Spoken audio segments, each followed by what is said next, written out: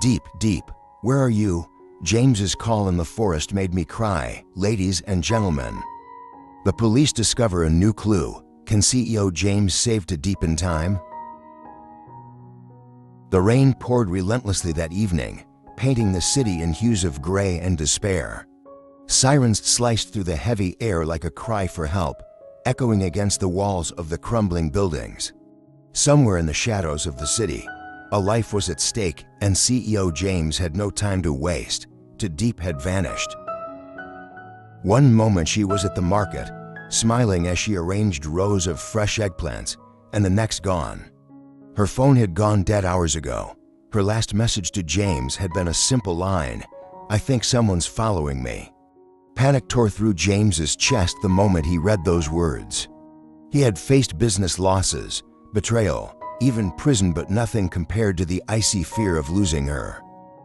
He rushed to the police station, heart pounding, only to be met with grim faces. No leads, no witnesses, just a haunting silence and the ticking clock.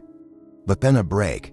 A rookie officer, scanning nearby traffic cameras, found a single blurry frame, a black van parked near the market where Tu Diep sold her vegetables. The timestamp matched the moment she went missing. Inside the van, barely visible, was a familiar face. One James never thought he'd see again, John. James's fists clenched. The man who once stood beside him as a business partner was now his greatest enemy, a shadow who had returned for revenge. The clue sparked a chain reaction. Police forces mobilized. James made one call after another, pulling every string, offering rewards, threatening enemies, doing everything in his power to find her. But each second felt like a knife. Was he already too late? He remembered the day he first held Tu Diep's hand, rough from work, yet warm with kindness. He remembered her voice, steady like a lullaby, whispering, "As long as we face the storm together, I'm not afraid." Now she was in danger, and James swore he would move heaven and earth to save her. As the police closed in on a hideout near the old railway yard, James arrived first, reckless, desperate, fueled by love and rage. He knew this might be a trap, but he also knew Tu Diep was inside. And she was running out of time. The rescue, a race against time. The wind howled across the abandoned railway yard, carrying with it the distant clatter of chains and the low hum of danger. James stepped out of his car, soaked in rain, his breath visible in the cold air. The warehouse loomed ahead, silent, except for the faintest sound of ... music. A piano, off-key, haunting. James's eyes narrowed. It was John. That twisted obsession with music had returned. And now, it was his signature, his warning. The police were still 10 minutes away. James didn't have 10 seconds to spare. He kicked the rusted door open. Inside, dim lights flickered like dying stars. In the corner, tied to a chair, bruised but conscious, was Tu Diep. Her eyes met his and widened in shock and hope. But before she could call his name, a slow clap echoed from the shadows. "Well, well." The mighty CEO finally arrives, John drawled, stepping into view, a cold grin on his face. "You're just in time to watch her say goodbye." James didn't hesitate. He lunged ... The two men crashed into each other, rage against revenge. Fists flew, blood spattered. Years of betrayal and heartbreak came undone in every blow. "You ruined my family," John shouted, his voice trembling with madness. "And you destroyed my life's work," James roared back. "But I won't let you take her." Behind them, Tu Diep struggled with the ropes. Her fingers, though trembling, found a sharp edge on the chair's leg. She began to cut. John, now bleeding, reached into his coat and pulled out a small remote. "If I press this," he hissed, "we all go down." But James had already anticipated it. In one swift move, he tackled John to the ground, slamming the remote out of his hand, just as the police stormed in. Officers seized John and dragged him away, shouting rights he didn't even hear, his eyes locked on James and Tu Diep as if unable to believe he'd lost. James ran to Tu Diep, pulling the last of the ropes free. She collapsed into his arms, sobbing not from pain, but relief. "I knew you'd come," she whispered. James held her tightly, his voice cracking. "I'm sorry I let this happen. I'll never let you out of my sight again." Outside, the rain had stopped. A faint light broke through the clouds. Dawn. But James knew this wasn't the end. It was only the beginning of something deeper, stronger, because love, once tested by fire, becomes unbreakable. A storm that passed, but left scars. Days had passed since the warehouse incident, but the memory lingered like a fresh bruise on James's soul. Tu Diep lay quietly in the hospital bed, sunlight slipping gently through the curtains. Her wounds were healing, but James knew some pain ran deeper than skin. He sat beside her, fingers entwined with hers, silently watching her chest rise and fall. The sound of the heart monitor comforted him steady, like the beat of hope. "You're too quiet," Tu Diep murmured, opening her eyes slowly. James smiled faintly. "I'm afraid if I speak, I might fall apart." She turned to him, her voice soft. "You already did, but then you came for me anyway." A silence fell between them, full of unspoken thoughts, half-dried tears, and a bond now soldered by fear and survival. James took a deep breath. "I never told you what happened with John all those years ago. Why he hates me, you don't have to." "I do," he interrupted gently. "You deserve to know the truth." He stood and walked toward the window, watching as the city moved below, unaware of how close he had come to losing everything. "My father, years ago, before I took over the company, he made a deal with John's family. Promised to invest in their land, help them build something great. But when the profits came in, he cut them out. Took the land, left them with nothing." Tu Diep's breath caught in her throat. "John's father died soon after that. I always thought John hated my company, but the truth is, he hated my bloodline. And I paid the price for my father's sins." Tu Diep rose from the bed slowly, still weak, but strong enough to walk toward him. "You are not your father," she said firmly. "You built your company with your own hands. You treated people with honesty. And you came for me not because you had to, but because you chose to." James looked down at her, emotion thick in his voice. "You're the only thing in this world I can't afford to lose."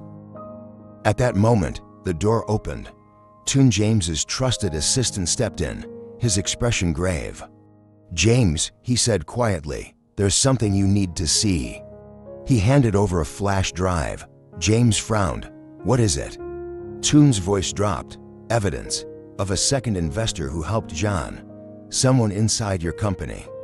James's jaw clenched. "A traitor?" Tune nodded. "And they're still active. Planning something bigger." James turned to Tu Diep. For a split second, fear returned to her eyes. But this time, James didn't flinch. "I promised I wouldn't let you go," he said. "And I mean it. But now, I need to protect more than just us. I need to save the company before it's too late." Tu Diep placed her hand on his heart. "Then we fight together." Shadows in the boardroom. 2 nights later, the boardroom of James's company stood in tense silence. The air was heavy with suspicion. James, in his tailored navy suit, stood at the head of the long glass table, his eyes scanning the faces of the board members, people he had once trusted with his future. Tune dimmed the lights and inserted the flash drive into the projector. A folder opened on the screen. "Internal surveillance, classified access only." James spoke calmly but firmly. "We recently discovered that someone inside this room has been feeding confidential data to John, data that contributed directly to the attempted kidnapping of Tu Diep and the sabotage of our hydropower investment." A ripple of murmurs passed through the room. The screen flickered to life, showing surveillance footage from 2 weeks ago late at night. One of the senior executives, Mr. La, was seen entering the restricted data room with no scheduled access. The footage zoomed in. He took photos of financial reports, copied files onto a hard drive, and made a call.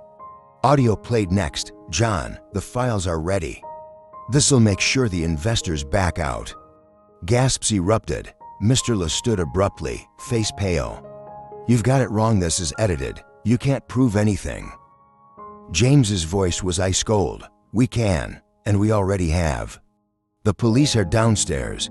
At that moment, 2 officers entered, placing handcuffs on Mr. Le. He struggled, but it was useless. As he was escorted out, James turned to the board. "This betrayal won't break us. We've survived worse." After the room cleared, James leaned on the table, fatigue finally settling in. Tu Diep entered quietly, holding a thermos of homemade ginger tea. "I thought you might need this," she said with a soft smile. James took it gratefully. "How did you know I was about to fall apart?" "Because I know the man I love," she said, walking closer. "And I know he always carries the world on his shoulders." He looked at her, the walls finally coming down. "You keep me going, Tu Diep, when everything feels like it's burning. You're the only thing that keeps me breathing." She reached for his hand. "Then hold on, because this fight isn't over." Suddenly, Toon burst through the door again, panting. "Sir, there's more." James stood tall. "What now?" Toon handed him a printed email. "It's from a shell corporation. Hidden accounts, offshore money trails. John wasn't working alone." James's face darkened. "Who else is pulling the strings?" Toon hesitated. "It looks like someone even higher than John, someone powerful enough to destroy us both." Tu Diep's eyes widened. "A bigger enemy?" James narrowed his gaze at the document. "Then we've just begun a war." Moral lesson from the story. This story teaches us that trust is a powerful yet fragile foundation in both business and relationships. CEO James learned that betrayal often comes from those closest to us, and that power and ambition can blind people to loyalty and ethics. However, it also reminds us that resilience, love, and integrity are stronger than any scheme or conspiracy. Even when everything was falling apart, his company, his reputation, and the safety of the woman he loved, James didn't give up. Instead, he stood firm, gathered evidence, and protected what mattered most. Tu Diep's loyalty and courage show that love is not just about standing by someone during success, but being their strength during failure. Above all, this story reminds us that truth will always surface, no matter how deep the lies are buried.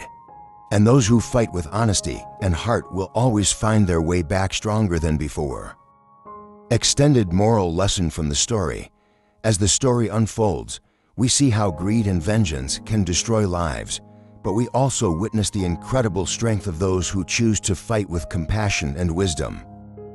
John, once a victim of injustice, allowed his pain to turn into hatred. Instead of seeking truth and reconciliation, he chose manipulation and revenge. His actions remind us that holding on to anger can transform a person into the very thing they once despised. On the other hand, James could have responded with the same hatred, but he chose a different path. Even when betrayed, framed, and nearly ruined, he responded with strategy, not violence. He used the law, technology, and his intellect to expose the truth. This teaches us that real strength lies in calm decisions, not in rage. Tu Diep's unwavering support teaches us another powerful lesson. Loyalty and love shine brightest in the darkest times. She didn't abandon James when things became difficult. She stood by him, even when it put her own safety at risk. Her actions are a reminder that true love is not about comfort, it is about commitment. Together, they rebuilt what was broken, not just their company, but their trust and their future. Final reflection.